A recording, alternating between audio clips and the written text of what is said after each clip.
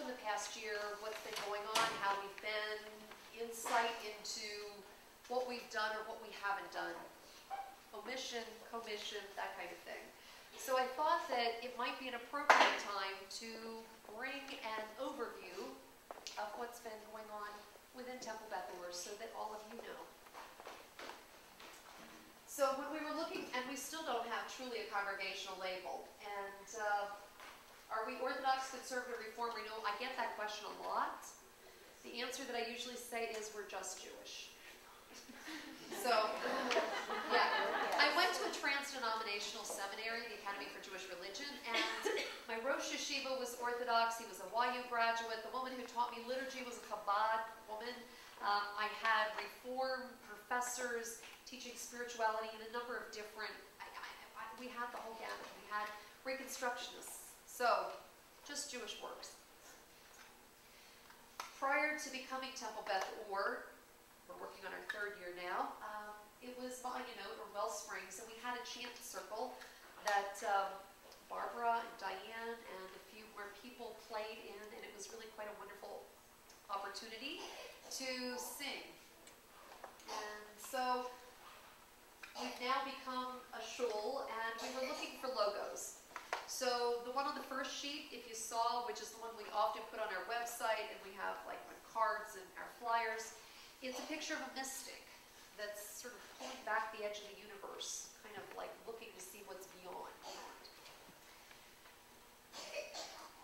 Our name is Temple Beth Or, House of Light, and we've used the mystic as well as the Sphirot, which is said to be the DNA of the universe. This is a picture of it, and Diane did a wonderful job of creating necklaces that are on her website. So she, what's it, lost cast silver or something? So silver pieces that she's done. So that's it. So I have to tell you, I love this job. It's really quite a fun job. This is a picture of the group in Elko when I had the opportunity to go out and one of the Elko Shabbaton. And this is out on a mountaintop where you can actually see the pretty mountains in the background. So amazing gazebo that they built there to kind of host Temple Beth Or for when we're out there, or I should say the JCEC. We do have the president here of the Jewish community of Elko County, Sean Lowe, who's here tonight. So for their group, it's an awesome place, and I'm really thrilled to be there. It's an honor for me to be able to go to do a Shabbaton there. So here's some of the weddings that have occurred in the past couple of years. Some in Tahoe. Oh, wait a second. There's Sean and Rob getting married. Oh. So that was quite an honor. Some of the kids, and we see Jordan up here, you know. Awesome. And some of the kids. Oh, wait a second. Backing up.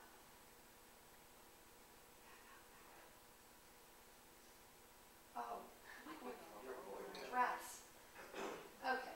So, I was going to say, oh, Travis, I thought maybe I had a picture of Noah, because Noah, who's back here in Max's arms, was the first bris I had the honor to officiate at. So, he's now 2.5.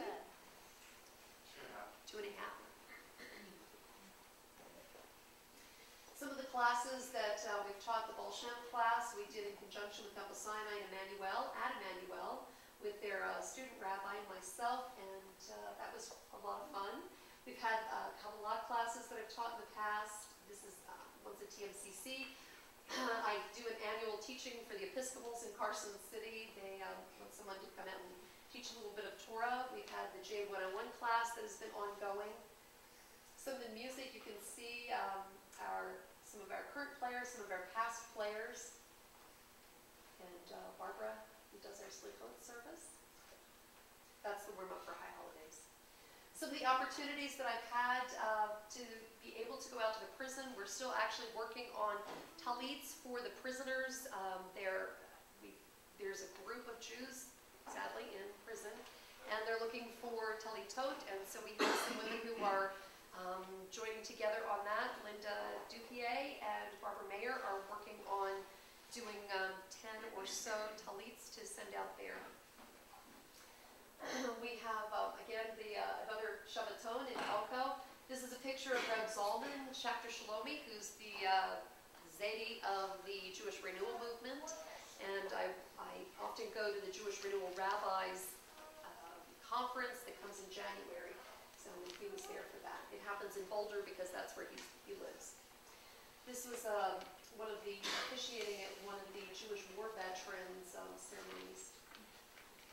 More opportunities, koshering a kitchen, so that people could have kosher granola, and being a rabbi on a cruise ship, my husband thinks that that's the best part of the job. So sometimes, there's the opportunity to, find, when I don't have a holiday, maybe, like this one was actually Hanukkah, and we went to Antarctica. So we lit candles below the Antarctic Circle, which was very awesome. And no schlepping. No schlepping, yeah. Yeah, it was really good. Whoops. I'm just very quick on this, apparently. So this is a picture of all of the people who graduated with me who are now members of the Northern Nevada, Northern California Board of Rabbis. And this is Rabbi Meredith Kahn. When she was there, she's now up at North Tahoe Hebrew Congregation. So these are all of graduates from the Academy for Jewish Religion and are now rabbis somewhere in the Bay Area. This is a picture of working with the Hever Kadisha.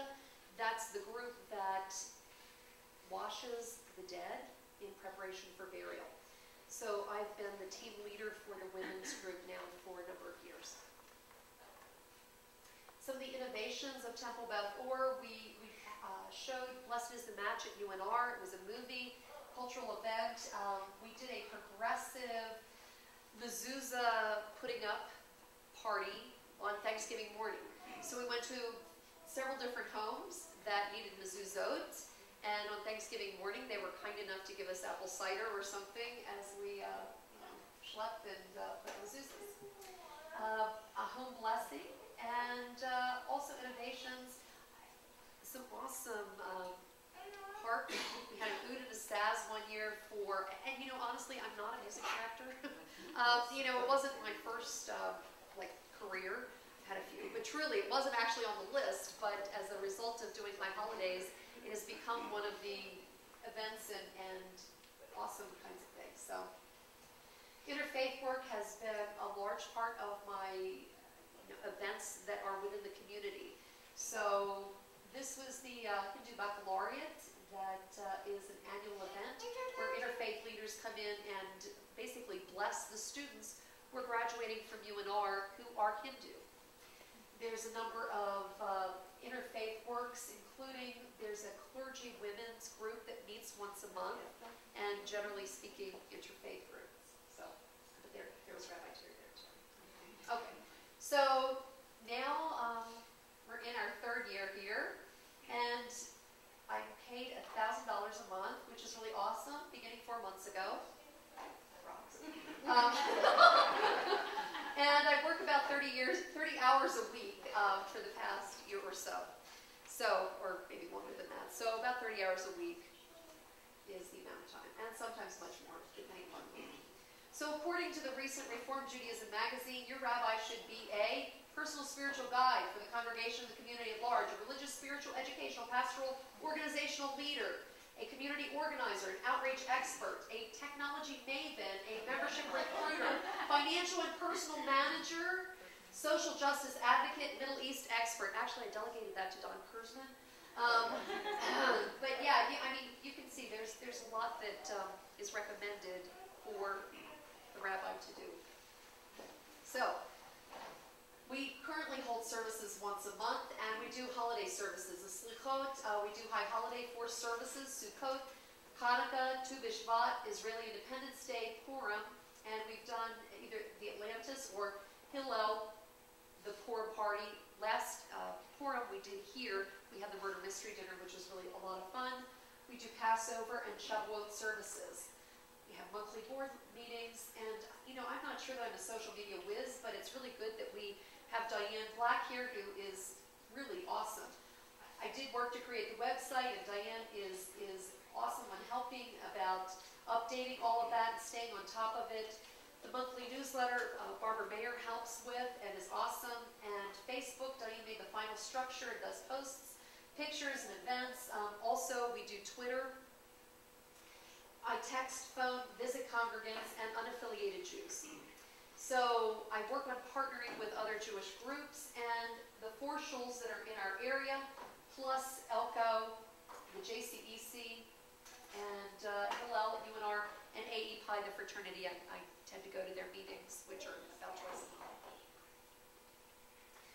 So currently, or I would say over the past couple years, we've taught Talmud, the J101 is Judaism 101 class, Baal Shem Tov class, 3 Elko Shabbatons have been done. We had a book discussion with Temple Sinai and Emmanuel, a speaker event with Dr. Mazin Kuntsier, and we also had, because of some of the difficulties, we had Stand With Us come and help us with that speaker event. Global Day of Jewish Learning, we partner with Temple Sinai and Emmanuel, AE Pi and Hillel, and we hold that at UNR and work towards getting the community together to study Talmud. It happens in November. This will be the 2nd annual Global Day of Jewish Learning. It celebrates Rabbi Adin Steinsaltz's completion of the Talmud in Hebrew, which it's been in Aramaic, and so he updated it. Anyway, it's become a Global Day of Jewish Learning. Work towards promoting interfaith relationships. We worked for a period of time on a food pantry, including doing outreach with the Muslim community and certainly many events. As I said, team leader for the Chevra Kadisha. We do annual training for Chevra members and also add people to that group so we can have a wider opportunity to have people who will do this it's a ritual of washing the bodies. So pastoral counseling I do, and referral for miscellaneous questions. Because my number is the telephone number that's on their website, I get the most interesting phone calls. Rabbi, I'm not Jewish, but I need to know about kosher fish. Really? Okay. What can I tell you? So there are a number of referrals and interesting questions that come up. I should refer to our Talmud class, because our Talmud class, we rock with Jewish apps. We have the app for kosher fish. If you need to know anything about it, please ask either Diane or Alan. So other innovations, we talked about the Thanksgiving, the movies, and high holiday interesting instruments, ministering to the sick, the dying, hospital visits, hospice visits, and often weekly visits to people in that condition. Life cycle events, 2 brises, 4 b'nai mitzvah, 7 weddings, and 10 funerals. You have to reverse those numbers. Yeah, we should reverse those numbers. That might be better, right? Yeah. Okay, so what about all, quote, the other synagogues? All Jews are responsible for each other. Remember, we're getting ready for Sukkot. We put that lulav together. We think that we're all together in that, represented in the lulav. Those who have good deeds and good Torah and studying, those who don't. So we're all together. So we're all responsible for each other. We do work towards bridging the gap and partnering with local shuls.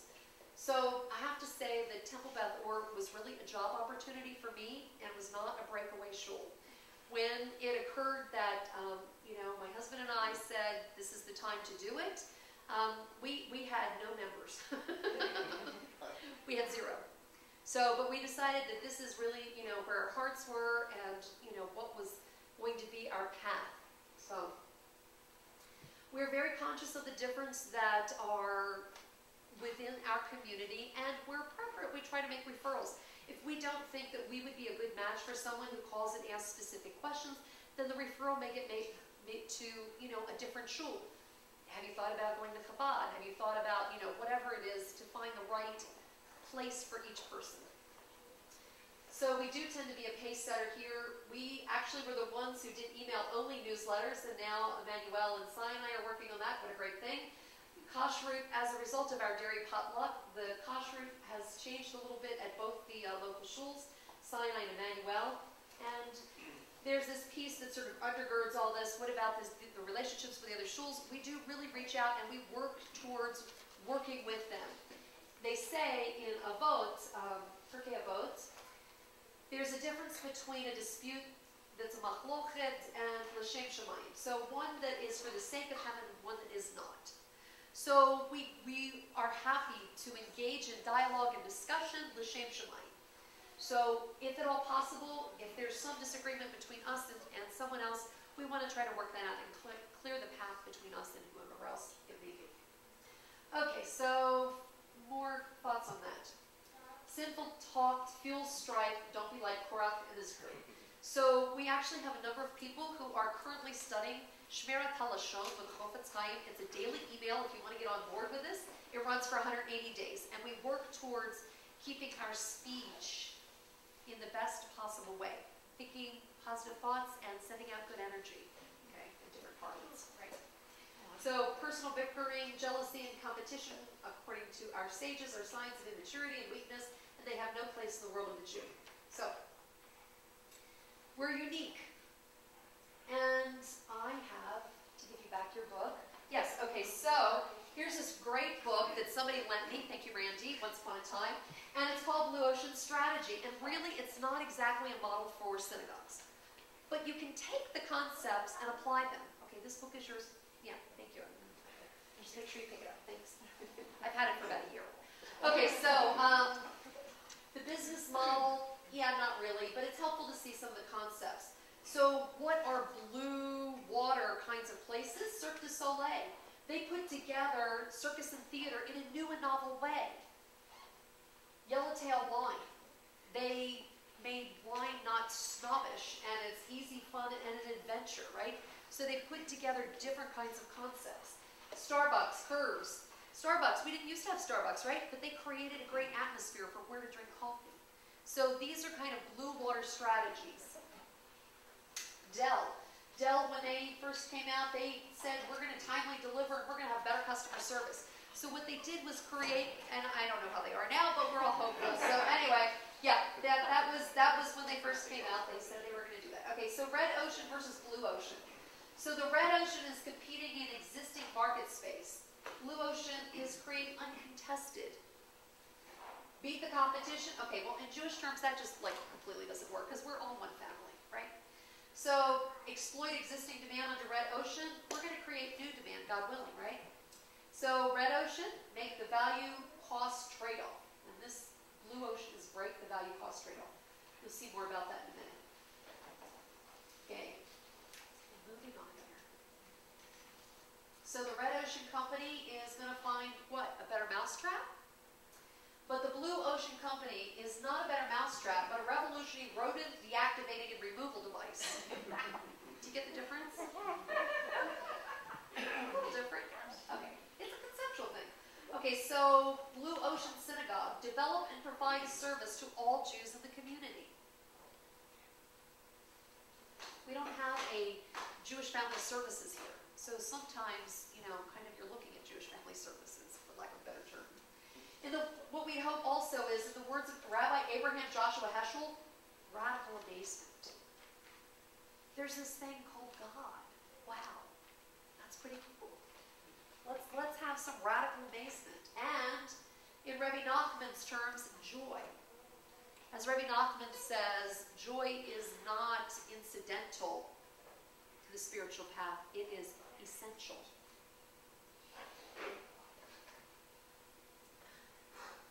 So this differentiation of process, okay, so what do we promote? God willing, we promote God.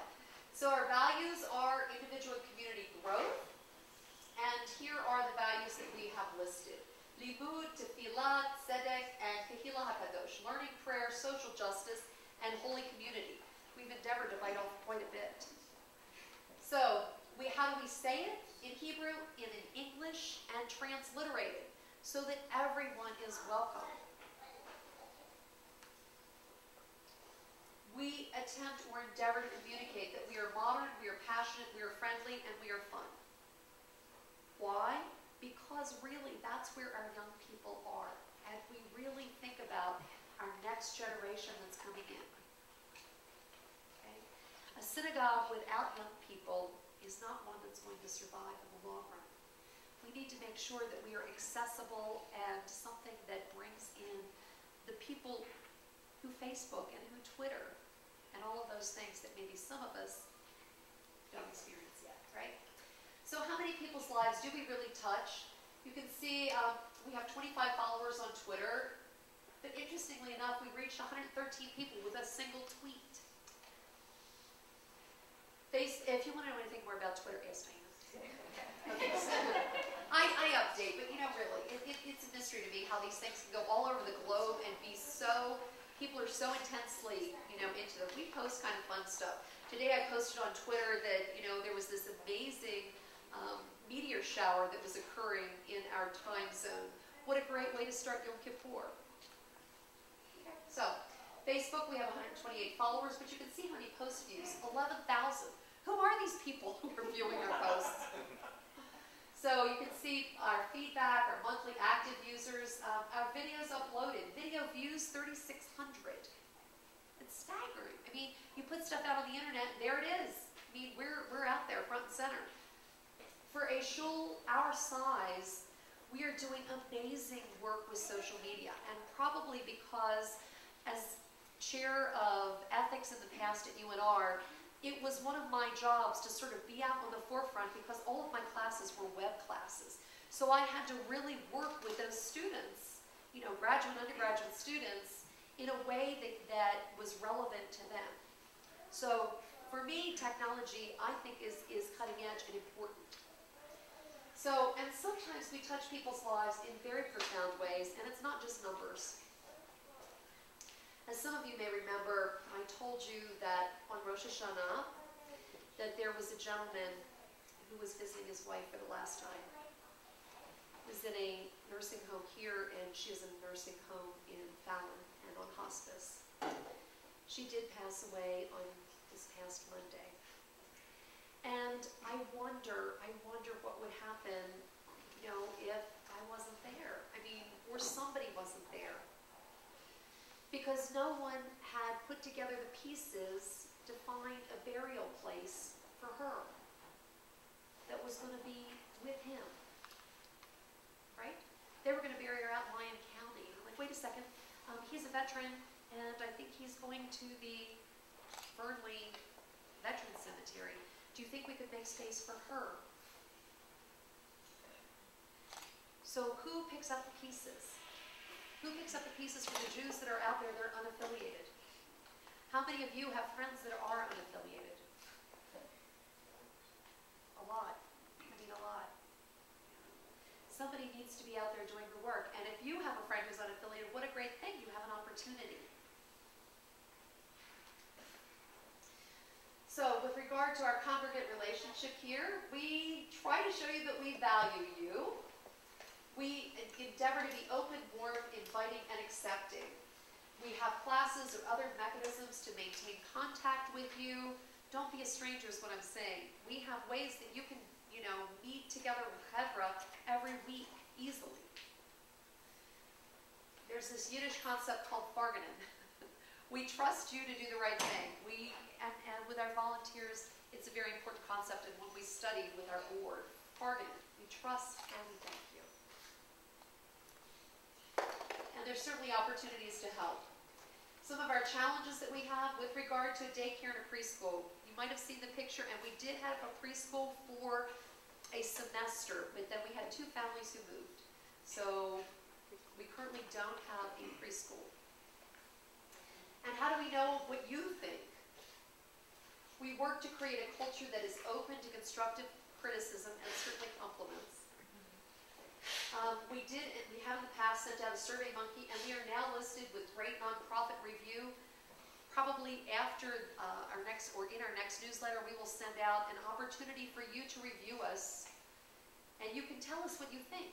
You can post it right there online. Volunteers, we can certainly always use more, and there are board opportunities to be had. So with regard to this whole notion of value innovation, this cornerstone of the Blue Ocean Strategy, decrease costs, increase buyer value. So here's what we have. Decrease costs and increase buyer value. We have Chevra support our activities. We don't have a building, but we have rented this till next February. And books have been purchased. We've already got those basic things that we need to create a shul. Our value, fun, learning, and accepting. If you don't know how to do something, we want you to just say, you know what, Rabbi, I'd like to learn, whatever that is. Great.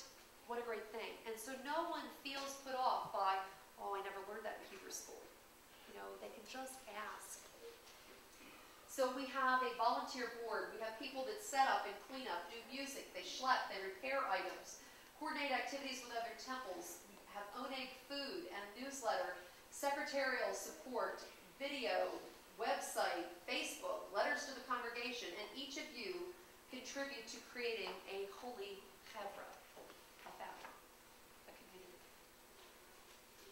So who does our oversight? Okay, so halakha, we anticipate it's community-based, and there's this fundamental notion in Yiddishkeit which says, be a mensch. We also think about Jewish ethical conduct, and of course, our big oversight, God. So, our Shabbat services have grown from an average of 10 to over 40. We've increased membership from 0 to 60 plus. We've partnered with Sinai for Global Day, the Fever Kadisha, the book discussions, Emmanuel with Global Day, Talmud study, Baal Shem Tov stories, book discussions, Fever Kadisha, Tu B'Shvat Seder, and Shavuot all-night study. Bat Yam, we had Simchat Torah there in Carson last year, and this year we're going to do it, think about this, 2 weeks on a Friday, up at North Tahoe Hebrew Congregation. We've got some of our musicians coming to the lake to do Simchat Torah together. Hillel, we've had 2 high holidays at UNR. We had a Hanukkah party, Purim party, Passover chocolate Seder, Stand With Us speaker, AE Pi, the Jewish fraternity. We've had the Stand With Us speakers, the Faces of Israel. Worked on Challah for Hunger with AE Pi and Hillel. And interfaith work, there's also a weekly Reno Gazette Journal Faith Forum that comes on Fridays that I have 150 words to respond to a question. I always write, but they don't always post, and sometimes they only post online, sometimes it's only in the newspaper, so it depends. Classes that are this fall, the Judaism 101, Art of Prayer is going to be 4 sessions starting on October 29th. We have Talmud every Monday, except we're not doing this Monday because it's Columbus Day. And we have a class, Judaism, did you guys hear that or no? No. Monday's also my birthday, which is, yeah. So we're not having class on Monday, this Monday. So we have a class, Judaism for Christians, or open for anyone of any particular religion, which starts on Tuesday. Kabbalah, A Taste of Jewish Mysticism, that's also going to be at TMCC in Meadowood Mall campus, and both of those are 4 sessions. The Day Mitzvah classes, so you can see the pictures of where we've been and how we were growing. The Oneg brings together community. So you can see some of the past Onegs we had when the shul was still in our additional room, but now we've kind of outgrown that quite a bit. So you can see how we sort of blossomed in a very short period of time. Baruch Hashem. So here was the picture of, Temple Beth Or here, and now Paradise Park. And Passover Seder, the first year, second year, and then this past year that we had the growth.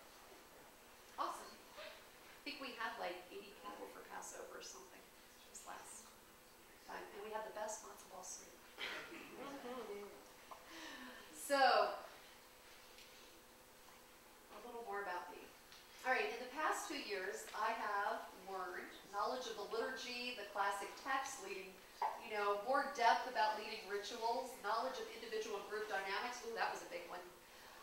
Understanding the strengths and weaknesses of groups as well as my own limitations, the importance certainly of social media, and how long everything takes. Also, how important it is to truly have a fabulous board. The people that we have that volunteer for Temple Beth Or are bar none truly the best and the finest. And it's my privilege and honor to work with each and every single one of them. Everyone has a unique gift and they do a spectacular job. Without them, this could not happen. So areas for continued growth, I'd like to try to use increased chanting and varied music for services, use of poetry, Hasidic stories and sayings, perhaps even art, and just everything. There's so much to learn, it's hard to get it all done in one lifetime.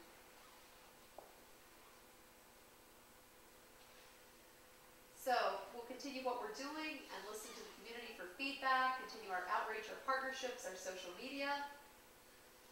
and promote being a strong Reno Jewish community that supports all synagogues and all Jewish activities. Increase cooperation, God willing, among synagogues and learning opportunities. So, thank you for your support of Temple Beth Or, and please donate generously to our ongoing work in the Jewish community. You all are our most important treasure. Yasher Koach works. Yasher